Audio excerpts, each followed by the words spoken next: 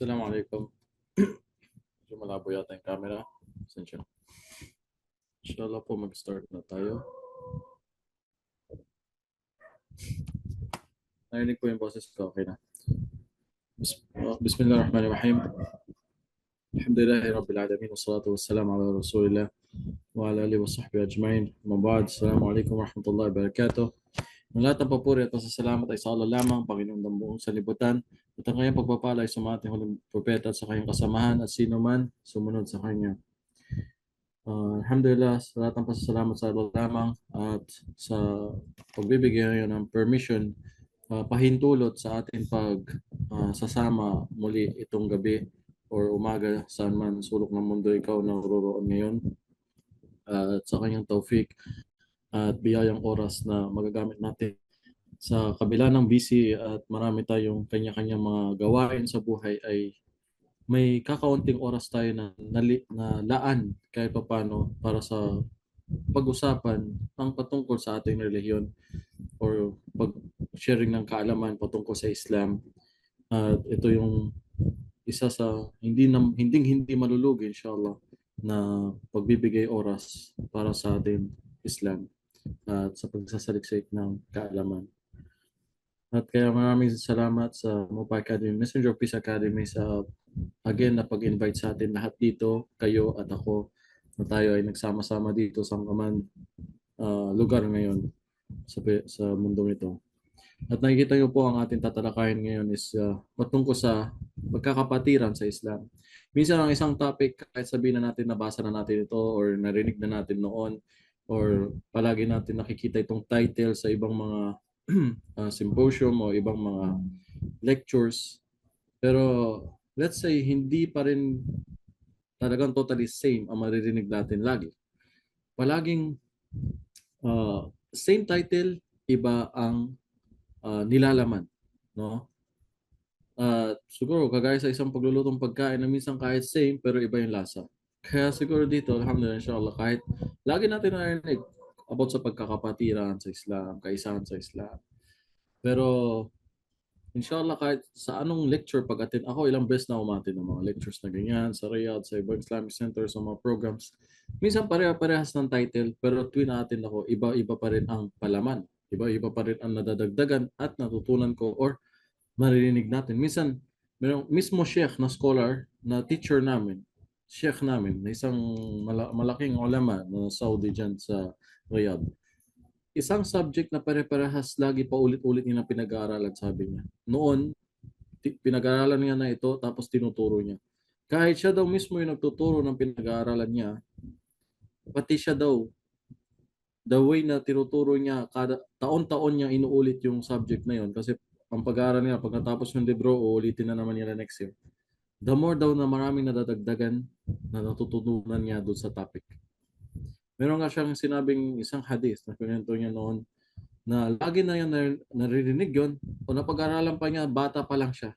Pero ngayon kung kailan 60 na siya o plus o tumanda na, saka pa may dumagdag pa na wisdom o pagkaintindi doon sa hadith na yun. Imagine, totoong story to. Kaharap namin, teacher namin, sheikh namin.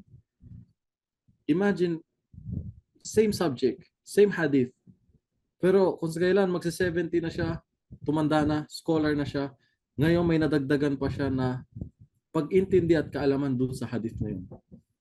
Tayo pa kaya, topic pa kaya na paulit-ulit siguro narinig natin, di ba? So at least, ano lang to, additional lang na para masabi natin sa iba na minsan kung may makikita tayong topic na parehas ng title or sabihin na minsan iniisip natin parang narinig ko na yan alam ko na yung topic na about sa kapatiran sa Islam, lagi ko na narinig yan. Pero ang palaman inshallah ay at akin naman kukunin ang palaman dito sa ating isang scholar din dito sa Islam maraming, pag sinabing kapatiran sa Islam, napakaraming parang Q&A about doon. So meron akong isang napili kung paano natin suportahan or ang isang pagiging kapatiran sa Islam, inshallah. So meron sa ayat sa Quran, sinabi ng Allah, innamal mu'minuna ikhwa, sa surah Toy verse Surah 49 verse 10. Katiyakan, sabi dito sa malapit na kulugan, katiyakan ang mga mananampalataya ang tunay na magkakapatid sa din, na kung kaya ayusin ninyo ang pagitan ng inyong dalawang grupo kapag sila ay nag-away o nagpatayo. At katakutan ninyo ang Allah sa lahat ng pagkakataon bilang paghahangad na kaawaan kayo. At meron din sinabi dito si Propeta Muhammad SAW na ang relasyon ng mga believers o tayo mga mananampalataya sa malapit na kahulugan, para maintindihan natin na tayo mga naniniwala, mga Muslims, ay para tayong isang katawan. Para tayong isang katawan. Sinampol niya sa isang katawan na kapag ang isang parte nito ay nakaramdam ng sakit, minsan paa mo, naapakan, nakatama, napilayan, kahit ang kamay mo nga napasok, di ba? Napilayan, nasaktan. Buong katawan nito mararamdaman. Kaya tayo mga Muslim, tayo mga mu'min, tayo mga naniniwala, mga Muslims, tayo ay parang isang katawan. Pag ang isang Muslim, hindi man natin kalahi, hindi man natin katribo, hindi man natin kakulay, di ba? Pero siya ay isang Muslim, kahit saan man siya naroroon, kapag ito ay nasaktan, tayo din ay makakaramdam sa sakit na yun. Ganon tayo mga Muslims. Nasasaktan tayo pag sinasaktan ng ating kapwang Muslim, ng ating kapatid. Kaya naintindihan natin bakit gano'n na lang ang concern ng mga ibang tao. Minsan, mga ibang Muslim sa ibang bansa, yung nangyayari sa Syria, nangyayari sa Palestine, sa Gaza. Ibig sabihin, patunay na ikaw ay Muslim. Ikaw ay mu'min. Delikado kung ikaw ay Muslim tapos wala ka nararamdaman. Tanungin mo sarili mo kung kabilang ka ba sa amin. Ikaw ba ay kabilang sa isang katawan ng isang Muslim na nakakaramdam ng sakit para sa kanyang kapwa na Muslim? Kaya dito si Ibn Qayyim, pawa nawa siya ng Allah, ay mayroon shinare the ways in which paano ang believer, ang mga mananampalataya na pwede mag-support sa isa't isa. So ito yung mga tips o advice na binigyan ating Sheikh sa paano pa ang pagkakapatiran sa Islam o mag-support. Maraming paraan sa pagsuporta ng kapwa na mananampalataya. Tulad ng ay kayamanan mo, pagtutulong sa kanyang pangangailangan, or sa position mo, pagtutulong sa ikaw ay may position sa isang bagay, or may kakayahan sa pagserbisyo sa kanya. Alam mo, ito ay barangay tanod. Ano may tutulong mo sa mga kapwa mo Muslim? Ikaw ay isang kapitan, mayor, di ba? May position ka nung may tutulong mo sa isang kapwa mo. Tapos, pagbibigay ng sincere na advice sa kanya, o pagbibigay ng turo o gabay sa kanya, ay isa din sa paraan paano matulungan ang iyong kapatid sa Islam. Kahit sa pagbibigay ng sincere na advice. Hindi yung marites na advice na porket nag-share sa'yo na ganitong ginawa sa kanyang asawa niya, wala mo na. So sincere na advice, so ilalagay mo yung sarili mo sa kanyang sitwasyon na isipin mo ano makakabuti sa tingin mo para sa kanya. By making supplication, pagdudua mo sa kanya, paghingi ng kapatawaran para sa kanya. Ito ba ay nagawa na natin minsan sa ating kakilala o kaibigan o sa ating kapatid sa Islam? Nahinga natin yung kapatawaran. Napatawarin siya ng Allah. At yung pagkaramdam ng sakit na nararamdaman niya. Isa din yun sa pagsuporta sa iyong kapatid. Kahit parang sinasabi na nakikiramay minsan, yung nararamdaman nila, yung sakit na nararamdaman ng kapwa nila. Pinapakiramdaman nila, di ba? Yan yung mga level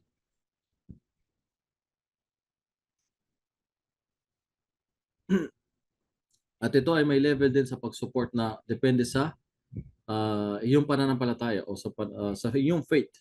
Kapag mahina ang pananampalataya ng isang tao, mahina din ang kanyang pagsuporta. Pero kung malakas ang kanyang pananampalataya, ay malakas din ang kanyang pagsusupport. Meron nga naikwento dito na si Khalil ibn Ahmad. na siya ay naglalakad kasama isa sa mga sahaba na nasira ang kanyang sapatos o tsinelas. So ginawa niya, binubuhat niya at naglalakad siya ng nakapaa. So si Khalil, ginawa niya, kinuha niya ang kanyang tsinelas o sapatos at naglakad siya na nakapaa. Tinanong siya ng sahaba na ito, bakit mo yon ginagawa? Sabi niya, ipinagpapakita lang ako ng simpatya sa iyo dahil sa paglalakad mong nakapaa. Tingnan mo kung ano yung nangyayari sa kapwa nila sa panahon noon ng mga sahaba. Kung ano yung nakikita nila sa kapatid nila na kahit hindi pa nila kalahi o katribo, ay kung ano yung naramdaman nito na gusto nila, ito ay kanilang maramdaman din. O maging patas, maging yung sinasabi nga, o simpatya, or kung ano man tinatry mo ilagay yung paa mo sa sapatos ng ibang tao. Yun ang mas madaling sabihin sa Tagalog. Nilalagay niya yung kanyang paa sa sapatos ng ibang tao para ma-feel mo kung ano yung nafe-feel niya, kung ano yung nararamdaman niya. Sa panahon ngayon, parang bumabaliktad. Di ba? Masaya pa siya pag nakikita yung naghihirap yung kapwa niya. Mas natutuwa siya, mas masaya pa siya pag nakikita niya nagsasuffer, nahihirapan. Di ba? Ayaw natin nakikita masaya ang kapwa natin. Ayaw nakita natin na nagiging asenso sa buhay. Ayaw natin nakita ng, di ba? Nagiging masaya, umaasenso, sumisikap, or nakatapos, nag-aaral, matyaga, masipag. Ayaw natin ganun. May masayang pamilya o bagay. Hindi. Minsan gusto pa natin opposite. Kaysa matuwa tayo sa meron sila, nagyaya ng Allah sa kanila. Na maging inspirasyon din sila kung gusto mo isang bagay ay atin gayahin. So, marami pang ways o topic mapag-uusapan patungkol sa kapatiran sa Islam. Pero ito ay maiksi lamang na topic na akin na pili dito. At alam natin yung bago mabuo o dumating ang kumpletong batas ng Islam sa Arabia, itong sa gitnang silangan ba tawag nila sa Tagalog. Kaya mga Arabo noon, alam natin sa pride nila sa tribo-tribo, kagaya din ng minsan sitwasyon natin dito sa South sa Pilipinas. At hindi maiwasan, may mga redo din sila. Redo, nag-aaway sa mga pamilya. Di ba? Alam natin isang story sa panahon ni Prophet Muhammad SAW na yung kanilang inayos ang Kaaba o yung black stone na ibabalik nila sa Kaaba ay nag-aaway-away. Di ba? At ngayon, nagkaroon sila ng paraan kung sino yung papasok doon na tao or sino yung pinili lang nila si Prophet Muhammad, peace be upon him, na magdidesisyon para sa kanila. So ginawa niya bawat isa sa mga tribo ay sama-sama sila maglalagay yung black stone para bilang parang karangalan sa bawat. So wala nag-away. Kaya dito, makikita na minsan ang mga Western kasi o mga ibang tao sinabi, dumating ang Islam para pagsirain ng mga tao, para pag-awayin ng mag-ina. Di ba? Makikita mo minsan sa mga bagong Muslim, naging kaaway niya, magulang niya. O ang magulang na nag-Muslim, naging kaaway ang sariling anak na against sa ginawa niya sa pag-Muslim. Akala nila ang Islam ay panira. Di ba? Yun din ang sinasabi na kay Propeta Muhammad SAW na baga, sinisira niya yung mga tribo ng mga Arabo sa pinag-aaway lang niya ang mga tao sa Makkah. Pero ang totoo, ang Islam ay pinag-aayos. Pinagkakaisa na maging magkapatiran tayo lahat. Pero hindi din lahat ay pwede maaari mong maging kapatid. Kahit kapatid mo pa sa dugo o sa nanay o sa magulang, na minsan, kung hindi mo din naman siya pa, ang iyong tunay na kapatid ay yung katulad mong mananampalataya Muslim. Okay? May isang propeta kung hindi ako nagkakamali na sinabihan din na or na in-address siya na ang iyong pamilya na ito ay hindi mo family o kapatid sa Islam. Dahil ang tanging magkakapatid ay tayo-tayo, mga Muslims. Ano man lahi o tribo ka. Kaya maraming mga non-Muslim sa dahilan na nakita nila itong pagkakaisa ng mga Muslim na walang racist. Kaya yung dumating din si Propeta Muhammad sa Medina, mayroon dalawang tribo na nag-aaway talaga itong kada taon, tawag dito, dekada ang pag-aaway nila. At sa permission din ng Allah, napag-isa sila. At nagkaayusan din. Naging magkapatiran sa Islam. Ang Islam ay dumating or nabuo hindi para lamang sa mga Arabo o sa isang kulay, sa mga mapuputi lang, o sa mga maitim lang, o sa mga taga Middle East lang. Hindi, pangkalahatan. وَمَا أَرْسَلْنَاكَ إِلَّا رَحْمَةً لِلْعَالَمِينَ. At kami, pinadala ka namin ng Muhammad maliban para bilang awa, habag sa buong sanlibutan. Kung kahit yung mga story ng mga hindi Muslim na nag-Muslim tulad si Malcolm X, yung aking pinapakinggan na yung story kung ano yung dahilan na siya ay nagbalik Islam o nag-Muslim sa nakita niya sa Hajj. Yung nag-Hajj siya, ano nakita niya sa Hajj? Na isang malaking problemang meron sila sa West na kinakaharap sa US. Yung racism. Yung pagkakaiba ng mga maputi kuno at mga itim. Na may sariling kalsada ang maputi at may sariling kalsada ang maitim. May sariling simbahan ng mga maputing Amerikano at may sariling simbahan din ng mga maiitim. At yung nag-Hajj siya, doon niya nakita na walang ganito sa Islam. Halo-halo. Hajj pa naman. Nasaksihan pa naman niya is Hajj.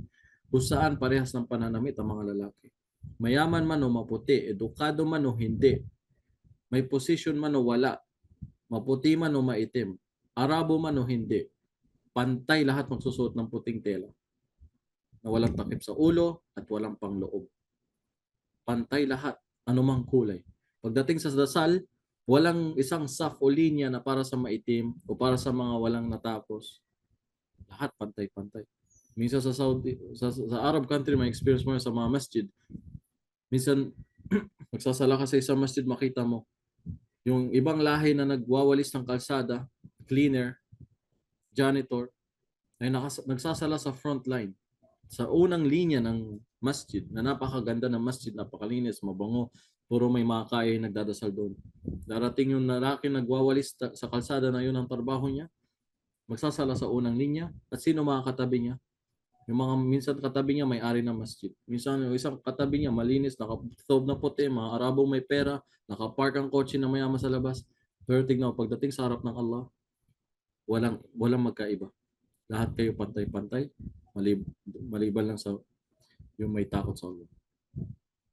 Pero lahat tayo pantay-pantay at walang VIP sa loob ng masjid. Na ikaw may mas malaking ambag ka o sadaka o zakat ay dito yung linya mo. Sa first saf ka magsasala. Narinig natin sa ibang mga dasal o relihiyon may mga ganun. Pa VIP special kung ikaw ay mas marami pang donation ay dito ka. Sa Islam wala. Pantay. Paano man posisyon niya o ako personally may binibisita minsan kami mga prinsipe mismo ng Saudi Arabia. At kung hindi mo siya kilala ng prinsipe ay hindi mo malalaman prinsipe siya. Dahil sa itsura napakasimple at lumalabas ng pinto na kusang kahit walang bodyguard na talagang sasabihin kung hindi mo siya kilalang prinsipe, hindi mo malalaman ang prinsipe. Dahil sa sobrang simple lang ang itsura at kasabay niya yung mga tao na lumabas sa masjid, walang VIP special kahit chinilas niya o kahit damit niya. Diba? Minsan may makukuha tayong aral sa pag-ugal, sa pag-iitsura nila, na which is namana na nila sa mga nag-practice ng Islam, ng mga ninuno nila. Kaya dito sa atin, hindi naman natin sinasabi bawal yun. Yes, pwede naman makita sa itsura mo kung ano yung naabot mo. Pero dito yung pagiging simple. So anong connection yun sa pagiging magkapatiran? Yung dumating ang mga nag-hijra, ang mga sahaba sa Madina, sa Mecca to Madina, alam natin kung anong ginawa ng mga Ansar, yung mga taga Madina. Paano nila tinulungan ang mga kapwa nilang Muslim na nag-migrate galing Mecca. Na pati ang isang sahaba, may extra siyang, hindi naman extra, pero may mga asawa pa siya na marami at pinapili niya isang sahaba na mamili sa asawa niya. Sinong gusto niya doon? Napakasalan niya. Pati asawa, kayang i-sacrifice or ipakawalan o bigay para lang sa kapatid niya. Parang ang hirap isipin yun na ganun nila kamahal ang isa't isa ng mga kapatid nilang Muslim. Sa panahon natin may ganun. Diba? Bibigay mo. Yung mga nakapag-asawa dyan, dalawa, tatlo, ay kaya mo ibigay ang isa sa isang kapwa mong Muslim, kapatid mo. Parang pinaka mataas na hindi ma-imagine na bagay na level yun na kung iisipin mo, di ba? Ganon ang pagkakapatiran ng mga sahaba. Maitim man o maputi, Arabo man o hindi. Maraming mga sahaba na hindi Arabo. May mga galing Europe na nag-Muslim, mga Hudyo na mula na nag-Muslim, mga Kristiyano o mga kung saan saan man lugar sa Arabia na sila ay nakasama sa mga sahaba. Iba-ibang kulay, iba-ibang itsura, iba-ibang mga posisyon, may mga mayaman, may mga mahirap, may mga nakatapos edukado, may mga hindi. Pero pagdating sa kapatiran sa Islam, yan ang hindi nila kayang basagin o masisira. At marami pa mga kwento na alala ko. Parang si Omar Khattab, yung nagka-fitna, yung sa panahon ni Ali o Muawiyah, yung nagkaroon ng fitna, tuwan-tuwa ang mga Romano sa bagay na ito. Kung hindi ako nagkakamali, so si Muawiyah, nag-offer sila ng tulong. Pero hindi niya na tinanggap. Dahil ito ay between Muslim to Muslim o kapatiran ang mag-aayos din ito o away na ito. So, kung babasahin natin yung pagiging magkapatiran ng mga sahaba, kung paano nila ipinaglaban at binasag nila ang racism, binasag nila yung pagiging porket magkakaiba ng tribo. Dito, minsan, sakit dito sa Pilipinas, nakikita natin na porket tribo ay masyadong sila mismo sa sarili inaangat na kahit wala naman binanggit ng ang Allah doon. Kasi kung may iisipin tayo ng the best na tribo, baka ang tribo ng Israel. Dahil binanggit sila ng Allah ilang beses sa Quran. Ang si Propeta Jacob. Si Propeta Jacob, siya si Propeta Israel. Ang anak niya na 12. Ang nabuo niyang tribo ng Israel. Kung meron lang siguro the best na tao, baka ito mga to. Or yung galing din kay Propeta Ismail o sa mga iba pang Arabo. Diba? Lahat ito nakakonektado sa parang magagandang pamilya o mga Kahtani o Adnan, mga tribo na nagsilabasa sa mga Arabo. So sa mga kay Kaisi. Saan din na. So kung usapan lang tribo, baka, di ba? Maaaring magyabang yung mga Arabo, pero dito minsan makikita mo din kahit sa Arabo sa Saudi kung makikita mo yung mga Arabo, pag nagtatanong sila about saan ka bilong, saan pamilya ka, saan simple lang. Pwede sabihin mula ako kay Banu Qais, kay Kaisi. At tapos wala nang parang yabangan, okay, alam na namin kung taga saan ka, dito ka, ganito pamilya o ganyan ganyan. Pero tapos hindi yung Casey, sige doon ka sa mga Casey family, doon ka sa mga Casey na tribo at kami Kahtani o Adna o something. Hindi ganoon. Ginagamit lang nila yung tribo para magkakilala at matuwa sa isa't isa. Taga doon ka, di ba? Hilig nyo pala mga ganito. Ito yung kultura nyo. O ganito yung mga dish nyo na pagkain. O mga Casey family mahilig sa ganito. Ganon, kung nakikita sila pag nag-uusap patungkol sa pagkakaiba nila ng tribo o ano. Pero dito sana masira na inshallah.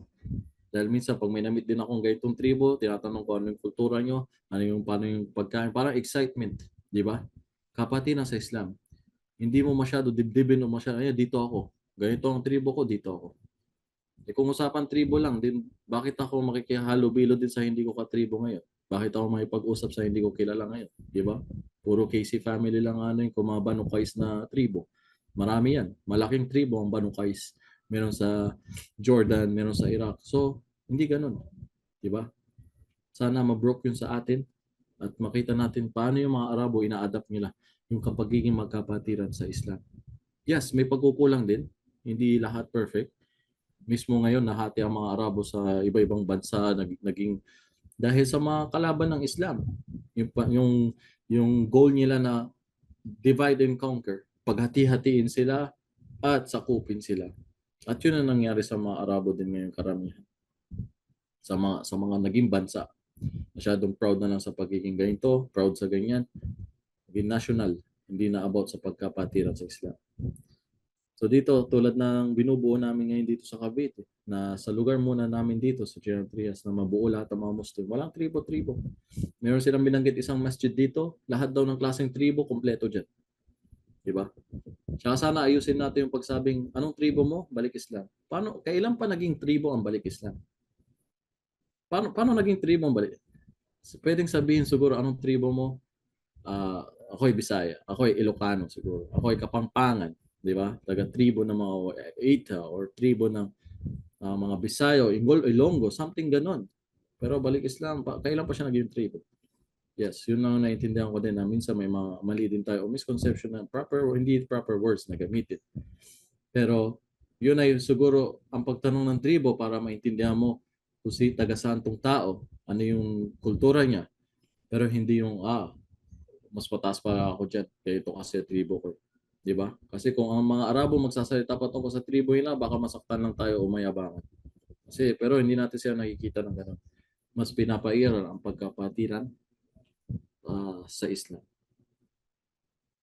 So, siguro gano'n naman po lamang. Maraming salamat sa oras nyo. At patuloy natin suportahan ang programang ito hatid sa inyo ng Messenger of Peace Academy.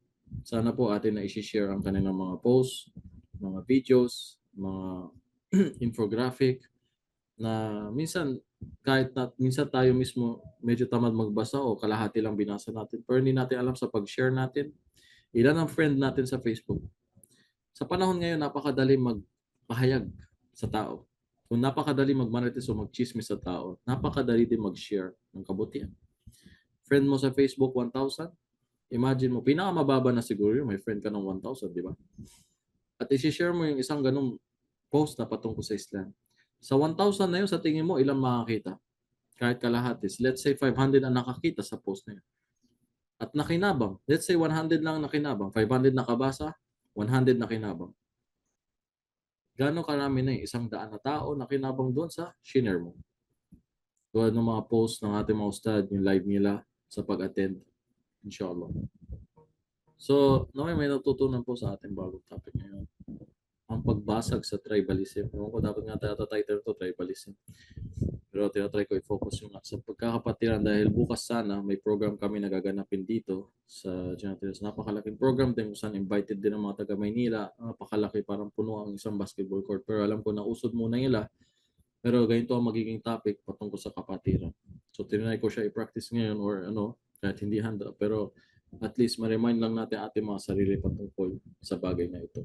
Na walang tribo-tribo. Yes, may tribo pero hindi ginagawang sobrang racism o special. Ako marami na ako na-meet minsan mga taga-subaybay din natin pag gusto nila mag-group picture. Pag tinanong ko isa-isa kung taga saan, natutuwa ako pag ito taga doon, ito tribo na ganon, ito tribo na isa sa mga ganon. Tatlo sila magkasama o grupo sila magkakasama na bawat isa iba-ibang tribo. Tapos nagkakasama-sama. Bakit? Anong kinalaman? Dahil sa Islam. Alhamdulillah. Dahil sa gabay ng Allah. Alam nyo ba na may na-meet akong grupo ng mga da'ya, mga duat na Kristiyano? Ewan ko lang kung Jehovah Witness na alala ko, may mga grupong ganun. At sabi sa akin ng isa sa kanila na pastor, dahil nagpapahinga lang siya sa harap ko habang niya-entertain, nasa restaurant yata sila. Sabi niya, doon sa lugar kasi namin, sa Pangasinan, na marami kasi mga Arabo doon, mga iba-ibang lahi, mga taga Middle East. At alam niyo na, ang mga Arabo, tuwing nagkikita sa isa't isa, talagang yakapan. Di ba? Mga Muslim tayo, kahit mga tayo, mga Pilipino, adapt natin. Yung pagyayakapan, pagsalam sa isa't isa, lalo mga Sudani, mga tulad ng Sudani. Pag magsasalam sila, ang salam muna nila, didikit muna yung kamay sa dibdib mo. Tapos kakamayan, yayakap ng todo. Tuwing Friday, sa masjid, paglabas, ganun nangyayari doon. Ang daming mga tao, mga Arabo na nagyayakapan doon sa harap. Nakakala mo kung anong meron. Tuwing Jumaa, ganun ang sistema sa labas. So itong mga picture na mga Kristiyano, yung dumadaan sila, nakita nila yon. At yung isang pastor mismo na mangha at siya mismo nag-open sa akin at nagsabi, grabe din sa inyo, no? Yung nakita ko kasi yung mga Arabo doon o yung mga Muslims doon that time na yung pag-shaken sila, yung pagkumusta yun na talagang yakapan. Talagang sabi, nakikita nila yung brotherhood. Tiyan mo, ibang tao mismo, mga hindi Muslim mismo ang nakapansin ng ginagawa natin mga Muslims. Yung pagsalam, pagbati sa isa't isa, pagiging magkapatiran. Di ba? Hindi mo naman siya kalahi. Iba kayo ng kultura, pagkain, kulay. Pero ang Islam, pinagkaisa tayo. Alhamdulillah. Yung gusto ng syaitan, yung divide and conquer, kahit pa paano, nalalabanan natin sa pagkakaisa, sa pagiging magkapatiran sa Islam. Na para tayong minsan magkakapatid sa isang tatay kung papakiramdaman natin, no? Minsan kami meet mo lang ang isang Muslim, para na kayo magkapatid. Di ba? Minsan sa mga sisters, siguro na experience na nakamit ka ng isang sister, bago lang, hindi mo kilala. Maya-maya sobrang close yun na para kayo magkakilala ng, minsan nangyayari ba sa inyo kapag may nakatingin na hindi Muslim or may mga nakatingin sa inyo kasama nyo, kunwari, tapos magtataka siya madalas na napapatanong sila, magkakilala na kayo dati? Di ba? Nangyari na sa inyo na ganun? Ako madalas nangyari. Magtatanong, kilala mo na yung matagal na? Sabi ko hindi, ngayon ko lang nakilala. Bakit ganun na lang kayo ka-close? Islam. Di ba? Basta Muslim, kahit today lang kayo nagkakilala, pag nag-usap kayo na parang 10 years ago, magkakilala na kayo o magkaibigan. Para mag-BFF na kayo, best friend forever. Ang turing nyo sa isa't isa. Tama hindi? Di ba? Nangyari yun sa inyo, di ba? So yun ang biyaya ng Allah sa atin sa pagiging magkapatid sa Islam. Ang pagbigay niya sa relihiyon na ito sa atin na kung saan pinagkakaisa tayo sa anumang tribo. At kung lahat ng sana ng Muslim ay may ganitong pag-uugali, ganitong pag-iisip, na hindi niya siraan yung kapatid niya, hindi niya saktan. Di ba? Inuunawa niya yung pinagdadaanan nito. Alhamdulillah, wala tayo siguro problema sa isa't isa. Kung bawat isa sa atin iintindi ng sitwasyon ng bawat isa. So kung may mga katanungan po, ang mga babae pwede mag-chat, at kung may mga katanungan po ang lalaki, ay pwede mag-open po ng mic nila. At isa pang step na magagawa natin sa kapagkakapatiran tulad binanggit ni Chef dito sa una, hindi man natin mag-support sa financial or sa kakayahan, suportahan natin sa mga bagay pa na meron tayong position. Maraming klaseng pag-support. Pagdudua sa Kanya, panalangin na siya patawarin ng Allah, o pakiramdam lamang sa Kanyang pinagdadaanan, o pagbibigay sa Kanya ng tulong ng advice o guidance, paggabay sa Kanya sa tamang turo ng Islam, sa kabutihan. Kaya, ano ang messenger of peace? Hindi yung kapatid. Anong pwede mong gawin? Share mo sa iyong mga kapatid. Kapatid sa Islam. So, hanggang dito naman po lamang ko, wala po yung katanungan.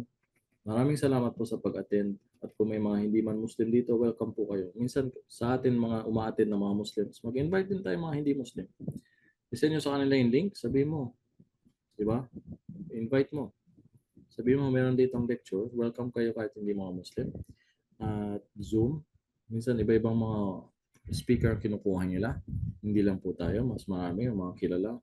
Sheikh Hamza Duran, Ustad Abdul Rashid Angeles, yung mga suki natin sa Messenger Peace Academy. Biyayaan sila ng Allah sa kanilang pag-sakripisyo, pag-volunteer din dito sa programang ito. At yun po, na napakaswerte na sa panahon na yan sa technology, na kahit po hindi tayo nakikita sa isa't isa, na hindi nga natin minsan meet ang personal sa isa't isa. Pero sa tulong na biyaya ng Allah sa atin ng technology, saan man sulok ng mundo, at matutulog ka na lang, nakaka-attend ka pa ng ganito. Di ba? So, nandun lang po lamang. Tayo po ay naka 30 minutes na sa inyong oras. So, pakisupport na lang po itong programa ay nasa pag-aaral. Minsan may mga giveaway sila. Tulad ng dates. Hindi ko lang alam kung may giveaway ba tayo ngayon. Pero, inshallah, lagi lang kayo mag-stay update sa page na ito. At paki-like, share. At mapapanood nyo din yung mga past lectures sa kanilang YouTube channel. Okay, Messenger of Peace Academy Filipino. Make sure nasa Filipino version ka. Kasi po, international ito. May Spanish tayo, may English at iba pang language. Nandito lang po. Maraming salamat sa inyong oras. Allahu alam, subhanallah wa bihamdihi, asyhadu an la ilaha illa ant, wa astaghfiruka wa atubu ilaik. Salamat, syukran po.